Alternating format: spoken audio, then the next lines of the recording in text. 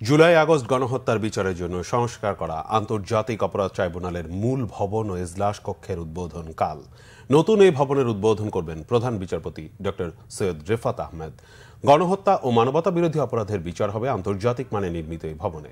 নতুন রূপে সজ্জিত হওয়া ভবনটি ১৯০৫ সালে গভর্নর হাউস হিসেবে প্রতিষ্ঠিত পুরাতন হাইকোর্ট ভবনটি পাকিস্তান আমল থেকে ঢাকা হাইকোর্ট হিসেবে ব্যবহার হচ্ছিল।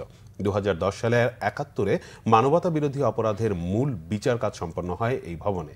তাদের মৃত্যুদণ্ড কার্যকরের পর ব্যবহার কমে আসে ভবনটির। তবে ভবনটি ঝুঁকিপূর্ণ বিবেচনায় শেখ হাসিনা সরকারের সময় ট্রাইব্যুনালটি পাশের টিনশেড স্থাপনায় স্থানান্তর করা হয়।